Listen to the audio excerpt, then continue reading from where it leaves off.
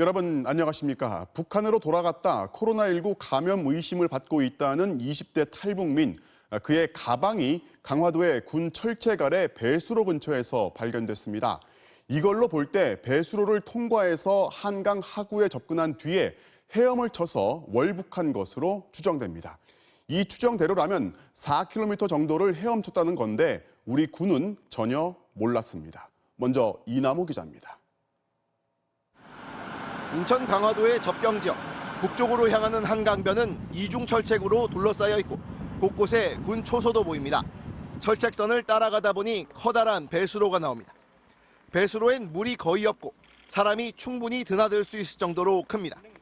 이 배수로와 멀지 않은 곳엔 해병대 초소도 있습니다. 군 당국은 이 배수로 근처에서 탈북민 김모 씨가 버린 가방이 발견됐다고 밝혔습니다.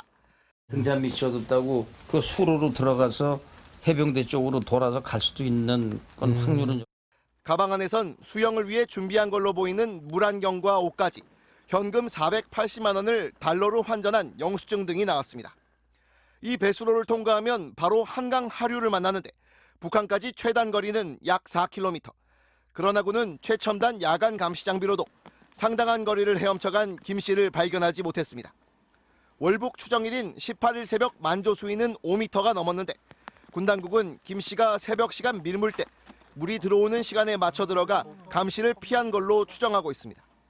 몸 전체를 물 안에 넣은 채 얼굴만 내밀고 헤엄쳐 간다면 열영상 감시 장비로 포착이 쉽지 않다는 겁니다. 현재 정밀 조사 중에 있습니다. 그리고 우리 군은 철저하게 조사해서 필요한 조치를 할 것이며. 하지만 군은 이미 지난해 동해에서 북한 목선 밀항을 잡지 못했고 올해 서해에서는 중국인 미리국자들을 놓친 바 있습니다. 이때도 최첨단 야간 감시 장비는 재기능을 하지 못했고 개선하겠다고 발표했었습니다. 이제 최전방까지 3면을 뚫린 군이 어떤 대책을 내놓을 수 있을지 주목됩니다. MBC 뉴스 이남호입니다. 북한은 이 월북자가 코로나19 의심 증상이 있어서 그가 머물고 있는 개성을 통째로 격리한다고 밝혔는데 이후 확진됐는지 여부는 발표를 안 하고 있습니다. 우리 정부는 그의 주변을 샅샅이 검사해 봐도 코로나19의 흔적은 전혀 없다고 합니다. 그럼 북한이 언급한 이 의심 판정의 정체는 대체 뭔지 이정은 기자가 보도합니다. 북한의 발표 이후 우리 보건당국도 제2북한 탈북민 김모 씨의 코로나19 감염 가능성을 조사했습니다. 질병관리본부의 전산 시스템에 확진자에는 등록이 되어 있지 않고요. 또한 접촉자로 관리되고 있는 명부에도 지금 이제 등록이 되어 있지 않는 사항입니다. 오늘 북한 방송에서는 김 씨 때문에 코로나19 방역 대책을 강화했다는 보도가 계속됐습니다. 중앙비상방역지휘 지휘에 하나와 같이 절대 복종하고 움직이는 강한 질서를 유지해야 합니다. 북한은 왜 김 씨의 코로나19 확진 여부를 밝히지 않을까?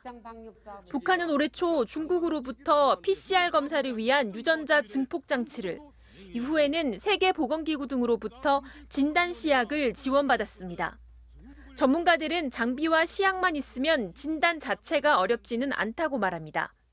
기계하고 시약만 있으면 몇 시간만 가르쳐도 돌리는 기술이기 때문에 거래기에서 보통 이제 내성 유전자 할 때 이런 PCR 방법들을 써서 하고 있기 때문에 북한이라고 해서 PCR 못 돌린다는 말이 안 된다는 얘기예요.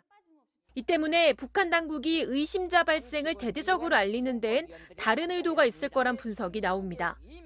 그동안 열악한 의료 환경이나 내부 결속 때문에 코로나19 환자가 있어도 확진자라 공개할 수 없었던 북한 당국이 이번 사건을 이용할 수 있다는 겁니다.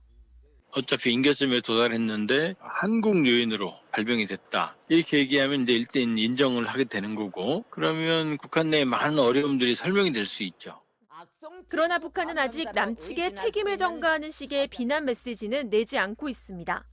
의도가 있든 없든 북한 내 코로나19 상황은 의심 환자 1명 발생만으로 개성 봉쇄라는 극단적인 조치를 취할 만큼 즉각적인 진단과 치료가 쉽지 않은 것으로 보입니다. 이 때문에 일각에선 인도적 차원에서 북한의 코로나19 관련 지원이 이루어질 것이란 전망이 나오고 있습니다. MBC 뉴스 이정은입니다. 북한으로 돌아간 탈북민은 최근 5년 동안 11명입니다. 그런데 이 숫자는 우리 정부가 먼저 파악한 게 아니라 북한 매체의 보도를 통해서 확인된 겁니다. 현재 소재 파악이 되지 않는 탈북민도 900명이 넘는데요. 탈북민 3만여 명의 행적을 일일이 감시할 수 없다는 행정력의 한계가 있습니다. 이어서 손영 기자입니다. 지난 2017년 북한 대외선전 매체에 한 탈북민이 등장했습니다. 저는 2014년 1월 남조선으로 갔다가 2017년 6월 조국의 품으로 다시 안긴 전희성입니다. 한국에서 임지연이란 이름으로 활동하며 종합편성 채널 토크쇼에 출연한 전력도 있는 전 씨는 탈북 3년 만에 중국을 통해 다시 북한으로 넘어갔습니다. 최근 5년간 이렇게 북한 매체를 통해 알려진 제2북 탈북민은 11명. 지난 2012년 김정은 위원장 집권 이후엔 29명에 달하는 것으로 나타났습니다. 해외 출국 시에 신고 의무가 없어서 정확하게 탈북자들의 소재지를 파악하는 데 좀 어려움이 있습니다. 탈북민은 가나다 3등급으로 나눠 보통 5년간 경찰의 신변 보호를 받습니다. 현재 3만 3천여 명에 달하는 탈북민 대부분은 다등급으로 한 달에 한 번 정도 전화 연락을 하는데 당국은 이마저도 어렵다고 말합니다. 수만 명이 되는데 우리 행정력으로 그 한 사람 한 사람을 다 할 수는 없다고 느낍니다. 또 말 그대로 북한의 위협을 우려한 신변 보호일 뿐 관리는 아니어서 동선 감시는 할 수 없다는 설명입니다. 이번에 월북한 김모 씨 역시 다급 관리 대상이었지만 경찰은 한 달 넘게 전화 한 통 하지 않았던 것으로 드러났습니다. 결국 현재 관리 체계로는 북한 매체가 알려주기 전에는 제2북 사실을 파악조차 할 수 없다는 얘기입니다.